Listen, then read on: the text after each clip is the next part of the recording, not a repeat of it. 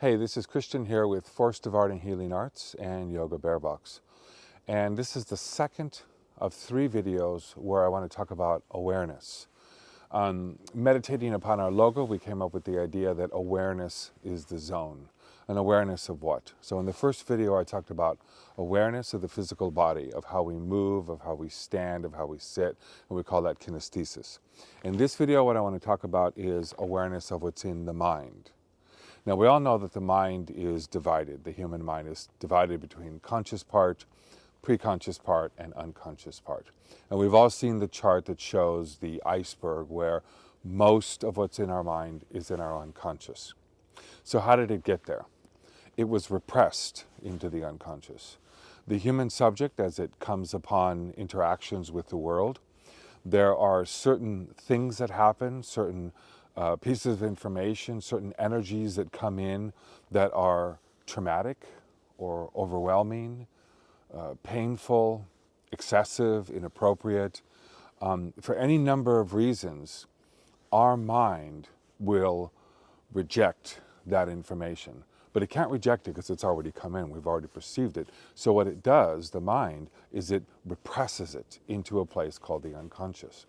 And the function that does this is called our ego. So our ego is concerned with the reality principle. And one of the things it does is it represses unwanted, intolerable information into the unconscious. But this information that's now in the unconscious, it doesn't go away. It may be hidden there, it may be pushed down into there so we don't have to think about it, but it doesn't go away. We carry it with us our entire life. This is the, quote, baggage that we carry with us our entire life.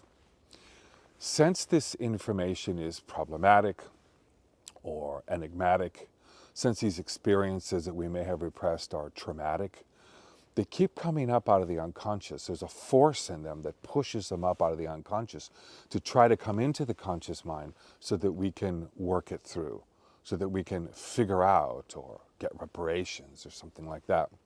But since it's something that may still be overwhelming, excessive, enigmatic, the ego will come in and push it down, repress it again. And this action of repression, it doesn't happen in the conscious mind, it happens in the unconscious mind. So we don't even know it's happening. There's a struggle, a dynamic struggle going on inside of our mind, our unconscious mind, between information that's wanting to come up and the ego that says, no, stay down there. And this is what depth psychology looks at. Now, what I want to do today is I want to relate this to the body. This whole area, this sort of cold woods of the mind, has a physical component to it. It has a somatic component to it. When that experience, when that trauma, when that information came into you, there was a somatic response. It may have been a flinch. It may have been a tightening of the muscles and the connective tissue. It may have been an avoidance, but there was some somatic component. As that information starts to come back up again from the unconscious, that somatic component will most likely occur again or attempt to occur again in the body. It will at least be begun as a movement in the body.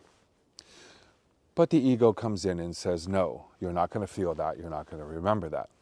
Now, this is interesting. The ego's response is itself also carrying a somatic component, which we know from the work of Wilhelm Reich is typically a hardening, an armoring, a physical and emotional armoring.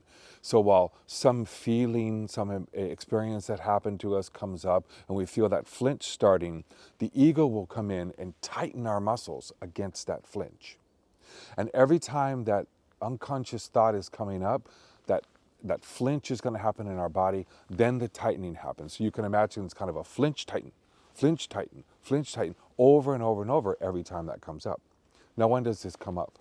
It comes up when it's triggered by something in the current moment, something somebody may say, an experience, something we see, a person we meet. You know, some people you meet and they just kind of rub you the wrong way. Well, part of what's going on there is they're reminding you of somebody in the past, right? We call that transference.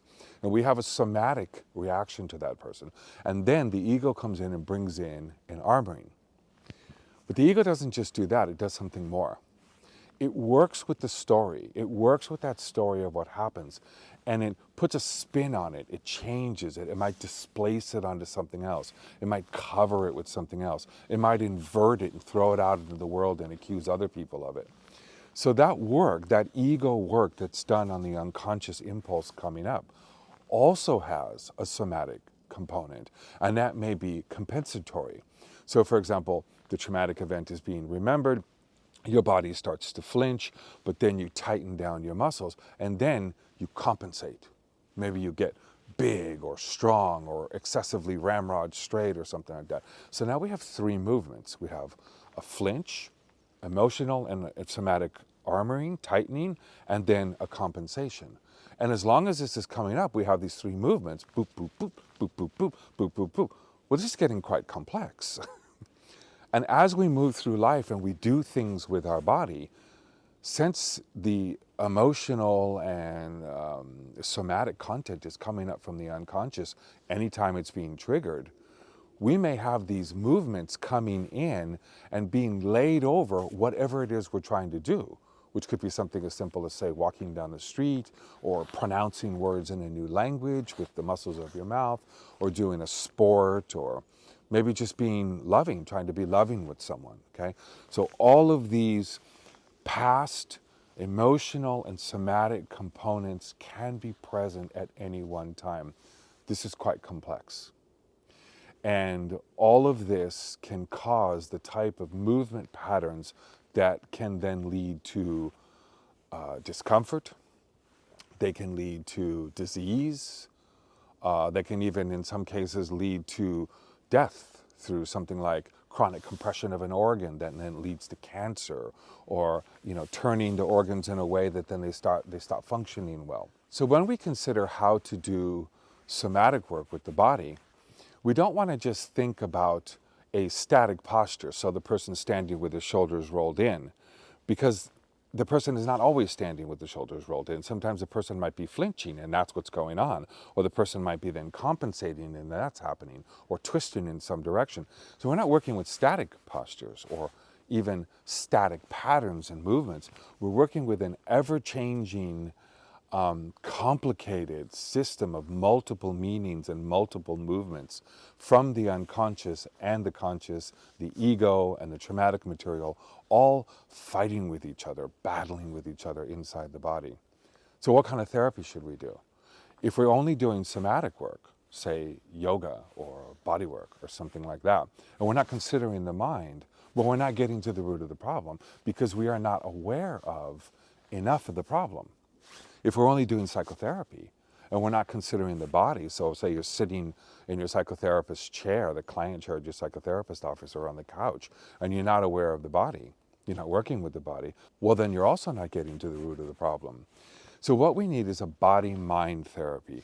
We need psychology and somatic work united into a body-mind therapy, so that we can become aware of everything that's going on in our body, in our individual bodies as a subject, and then we can start to unravel, work through, heal, and solve some of this traumatic content that we're carrying around with us. We must make our body work and our psychology body-mind work.